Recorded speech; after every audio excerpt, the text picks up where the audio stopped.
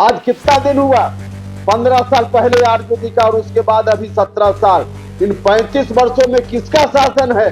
आज कौन शासन में बैठा हुआ है? जगदेव बाबू ने या उस समय के लोगों ने जो छीनकर सत्ता वहां से लाई, सत्ता कहां सिमट कर रह गई, सत्ता कहां लिपट कर रह गई है? भाई और मित्रों, आज इसको समझने की जरूरत है। सब लोग कोई एक दूसरे के ऊपर नहीं बैठा है। नौजवान मित्रों, उदाहरण समझ सकते हैं आप। कोई एक दूसरे के ऊपर नहीं बैठा है। हम सब लोग एक दूसरे के बगल में बैठे हुए हैं। ऊपर वाला नीचे, नीचे वाला ऊपर नहीं, बल्कि खड़ी रेखा को पड़ी रेखा कर दो, एक के बगल में सब एक बैठ जाएं। इस तरह के समाज बनाने की बात उन्होंने की। एक के बगल में एक, कोई ऊपर नहीं, कोई नीचे, जन्म के आधार पर नहीं, एक के बगल में एक।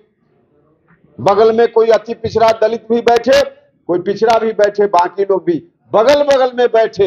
ऐसा समाज उन्होंने बनाने का प्रयास किया था, ऐसा समाज।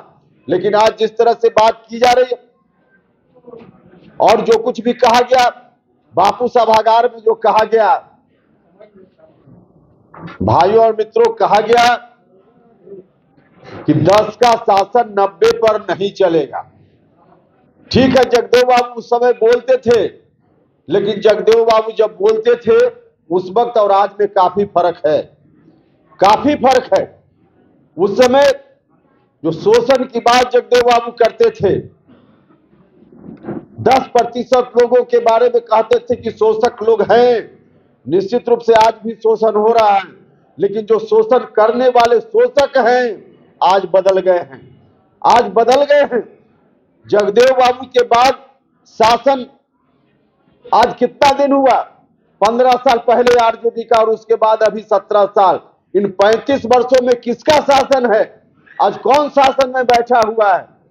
जगदेव बाबू ने या उस समय के लोगों ने जो छीनकर सत्ता वहां से लाई, सत्ता कहां सिमट कर रह गई, सत्ता कहां लिपट कर रह गई है? भाई और मित्रों, आज इसको समझने की जरूरत है, इसको समझने की जरूरत है। सत्ता 10% के लोगों के हाथ में आज भी है, लेकिन उनके हाथ में नहीं है जो उस समय हुआ करते थे। आज दूसरे लोग हैं जिनके हाथ में सत्ता सिमट कर रह गई है, सत्ता सिमट कर रह गई है। तो लोग कहते हैं, बापू सभागार में जोर जोर से कहा गया, जोर जोर से कहा गया कि जो 90% लोग हैं उनकी भागीदारी, 90% की भागीदारी आज कौन खा रहा है? 35 वर्षों में किसके हाथ में वह भागीदारी चली गई? 35 वर्षों में जिसके हाथ में चली गई, बिहार के लोग देख रहे हैं, देश के लोग देख रहे हैं। जगदेव बाबू जैसे लोगों ने जद्दोजहद करके, संघर्ष करके जो सत्ता वहां से छीन कर लाने का काम किया था, उनकी कल्पना थी कि सत्ता वहां से लाएंगे तो सत्ता नीचे तक, गरीब लोगों तक, समाज के अंतिम व्यक्ति तक पहुंचने का काम करेंगे। लेकिन आज कहां चला गया?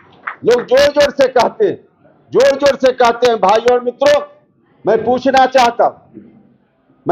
चाहता कि जब मौका मिला, इन लोगों को मौका मिला 15 साल पहले भी, कौन अति पिछड़ा समाज के व्यक्ति को इन लोगों ने बढ़ाने का काम किया?